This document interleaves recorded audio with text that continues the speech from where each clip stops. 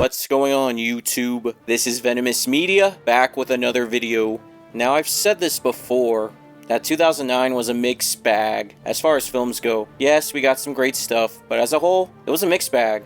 Although I'll admit there were some guilty pleasures for me that year. And as far as comic and superhero stuff goes, we did get the epicness that was Watchmen, which is still one of the best comic movies of all time. But unfortunately, the rest of the live-action comic stuff didn't come close to Watchmen, but there were some guilty pleasures of mine in that department. There was also an original superhero movie from that year. It's actually the subject of today's video. I'm talking about Defendor, a superhero dramedy or satire, whichever you want to call it, starring the brilliant Woody Harrelson. And just like some of the other superhero movies I reviewed, Defendor is an original superhero movie not based on an existing comic. Also, it was a Canadian indie production made with around 4 million Canadian dollars, which is almost 3 million US, and it had a very limited run in theaters. It wasn't officially released worldwide until 2010, but it was shown in 2009 at Canadian film festivals, so we'll count it as a 2009 film. Even Wikipedia lists it as such. Notable among the supporting cast are Kat Dennings, Elias Koteas, Michael Kelly, Charlotte Sullivan, Tatiana Maslany, and rounding up the cast is Sandra Oh. The director was Peter Stebbings in his directorial debut, as well as the writer. Prior to this, he had spent the last 2 decades acting on Canadian television, and from what sources say, Stebbings had put some of his own money to get this movie off the ground. Anyway, as far as reviews go, it got a mixed reception. While the acting was praised, the storyline was criticized, and critics thought the movie was just all over the place. However, I personally enjoyed the movie, and know quite a few people who liked it too. Also, I kind of think it was ahead of its time, and I might get into why I liked it in just a bit, but as always, I like to give a quick premise of the movie first, so let's dive into this. The movie follows Arthur Poppington, also known as a street-level vigilante called Defendor. He's being evaluated by a psychiatrist named Dr. Park after being arrested for brutally assaulting a man, and he's giving his account of the events that led to the assault. Arthur became a vigilante after his mother Faye had died from a drug overdose, with the drugs being supplied by a man only known as Captain Industry, and Arthur has been on the hunt for him ever since. Along the way in his war against crime, he came across a police detective named Chuck Dooney, who was soliciting a prostitute by the name of Angel, whose real name is Kat Deborah Fuckwitz. After hearing Kat scream for help, Defender confronts the detective and roughs him up. Arthur's later arrested, but let go. He soon runs into Detective Dooney once again, causing trouble, but this time Dooney isn't alone, and they beat up Arthur. Kat, who he had previously saved from Dooney, is nearby and finds him unconscious and takes him to his hideout. While in Arthur's hideout, the two begin to chat. He tells Kat about how his mother died, and he's looking for Captain Industry. Then Kat tells Arthur about some big-time Russian gangster named Radovan Krustik, who's involved in every crime possible, from drugs, trafficking, weapons, and he may be connected to the death of Arthur's mother. So the two join forces to go after Krustik. So yeah, that was the premise. And like I mentioned earlier, this is an original superhero movie, not based on a comic book. So I can't critique any source material, but there are some superheroes that Defendor reminds me of. Obviously, it's safe to say that Defendor is likely a satire or caricature of Batman, being a dark costume street-level vigilante, but obviously lacking the skills and tech toys that Batman has. However, like Batman, Defendor has lost a loved one to crime and has inner struggles within himself. And coincidentally, I feel there's a little bit of Watchmen influence with Defendor. And I say coincidentally because the Watchmen movie came out that same year, and I'm sure Defendor had been in development for a year or two before being released. So I don't think Stebbings would have been influenced by the Watchmen movie. Also, I don't know what the chances are that he actually read the Watchmen comics. And like I mentioned, Defendor seems like a satire or caricature of Batman. And you know who else is? Night Owl. In Watchmen, Night Owl is the complete opposite of Batman, who's buff and a playboy. Like Night Owl, Defendor isn't buff or good looking. Defendor also reminds me of Rorschach, because both are violent and crazy. And the character Kat is nicknamed Lois Lane, because before she turned to prostitution, she mentioned wanting to become a writer. And the villain, Radovan Krustik, is pretty much the kingpin of this movie, given how he's a notorious crime figure. And there is one thing I'm curious about this movie.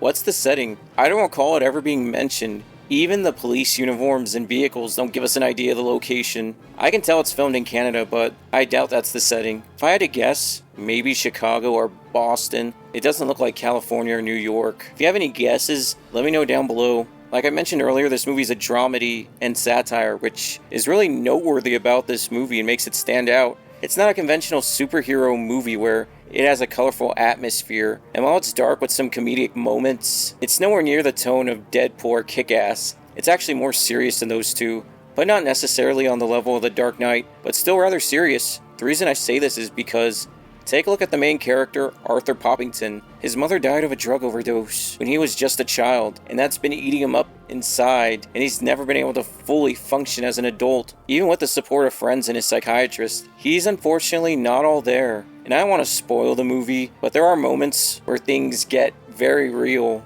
Now I will talk about the action. In some of my retrospects, I say that some of those movies were lacking action, or it could have been better. Yes, this movie doesn't have much action, and it does look ridiculous, but for the context of the movie, it makes sense. And just to be clear, I'm not saying the choreography is bad. I'm just saying the action isn't really what I'd expect in a superhero movie. But again, it makes sense here since Defendor is a caricature or satire of Batman. Defender has a club as a weapon, which is okay. That's not bad, and pretty much the standard for a comic superhero. But he also has some ridiculous weaponry, such as lime juice, and even a jar of wasp. Not this again, man. What's that lime juice? It's lime juice. Come on, please, God, not the lime juice! Contain a swarm of angry wasps. Hey, yo, whoa! Which honestly work perfectly for Arthur's character. Also, another reason I'm alright with the lack of action is because, again, this isn't a conventional superhero movie. Yes, there's a hero, there's a villain, and people in need of help.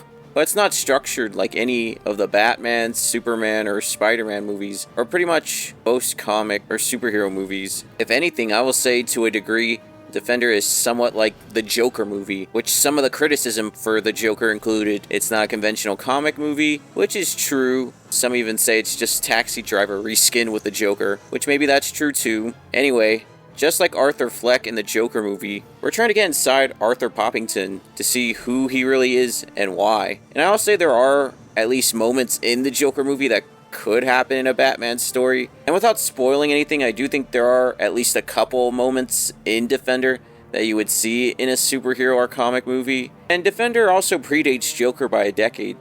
So to see these kind of darker themes, even with some humor thrown in, I'd say Defender was ahead of its time. Seriously, how many movies really go into depth like this about a character's mental health in a superhero or comic movie? I also think the characters are really great in Defender. Arthur Poppington really is a complex character because of the demons within himself. Like a lot of other heroes, he's lost a loved one and wants to help those in need. And I also like his sense of humanity. Like with Kat, she does drugs, and Arthur tells her she should stop and pursue her dreams. So despite her flaws, Arthur sees the good in her and cares for her. And speaking of Kat, I think she's well written too. She's not a perfect human being by any means and has her flaws, but she cares and wants to help Arthur in his battle against crime. And honestly, you can really sympathize with her, why she is the way she is, and you want her to get better rather than perish. And even Dr. Park is an interesting character as well. She seems to really care about Arthur rather than just evaluating him to enhance her career, and she really seems to see the good in him as Defender. I also think Radovan Krustik is a solid villain. Even for a movie like this, he does still feel like a threat to Defendor. And overall, I think the pacing for the movie is fine. It's not too fast or too slow. I do feel we have enough info about the characters and plot without anything dragging or prolonging until we're near the end, like some movies unfortunately do. Now, the only real flaw I really had with this movie is that the Detective Dooney character is really cartoonish, especially for a crooked cop, which is a shame because Elias Koteas could have definitely pulled off a serious, intimidating villain. And I think his performance overall was a result of the script and not him. And like I mentioned earlier, Krustik is surprisingly a serious villain in this movie, so it would have been great for Dooney, since he's a crooked cop and in theory could have been a threat to Defendor, which he technically was early on, but that was very short-lived. Anyway, other than that flaw, I really did enjoy the movie from the storyline, tone, and characters. I also mentioned some of my retrospects. Some of these superhero and comic movies didn't feel like a big blockbuster event compared to some of the other comic book movies, but the thing is, Defender is an indie film, a brilliant one at that. I will even go as far as saying this is one of the best lower budget or indie films I have ever seen, because like I said, I like the themes explored in this movie. Seriously, I can't say enough how great this movie is, and of course everyone gave a great performance. Woody Harrelson, Elias Koteas, Michael Kelly, and Sandra Oh always knock it out the park. The standouts for me were Kat Dennings and Charlotte Sullivan. The reason Kat is one of the standout is because I do feel this is one of her more serious roles, which she has taken on serious roles before, like To Write Love on Her Arms and even Daydream Nation. But when people think of Kat Dennings, they usually think of her sassy, witty, and comedic characters like Max from Two Broke Girls. And to some extent we do get that with Kat Dennings in this movie, but there are some serious moments with her, and she's also able to give her character humanity and likability, which is really impressive to me. And even though her screen time is very limited, I think Charlotte Sullivan was able to make an impact as Arthur's mother, and I always thought she was an underrated actress. Most of us saw her as the bully from Harriet the Spy, but she's transitioned into femme fatale and like complex characters throughout her career. And without spoiling Defender, I will say that I can appreciate that the movie is one and done without any room for sequels. And don't get me wrong, there are some superhero and comic movies I talked about before that I wish got sequels or became a franchise, like The Losers or Push. But I feel almost everything about Defendor is perfect as it is. I wouldn't need a sequel or franchise, although I wouldn't mind a comic book about Defender. That could have been awesome. But that's as far as I would go with making it a franchise. And one more note before I sign off is that for some of these actors, this wasn't the end of superhero or comic projects for them. Obviously, we know Elias Koteas played Casey Jones in the 90s TMNT movies, but after this, Woody Harrelson would go on to play Carnage in the Venom movies, Kat Dennings would play Darcy Lewis in the MCU, who in recent years has become canon within the Marvel Universe. Michael Kelly would play Steve Lombard in Man of Steel, and he also did Chronicle, which is another movie I might cover if you want me to, so comment down below. Charlotte Sullivan would play Maxima in Smallville, Tatiana Maslany would play She-Hulk in the MCU, and Sandra Oh would play Deborah Grayson in the Invincible series on Amazon. Anyway, that's all I wanted to say about Defendor. Have any of you seen it? If so, did you like it? If not, what didn't you like about it? Also, comment down below if you have any ideas for my next retrospect. Make sure you comment, like, and subscribe. This is Venomous Media signing off.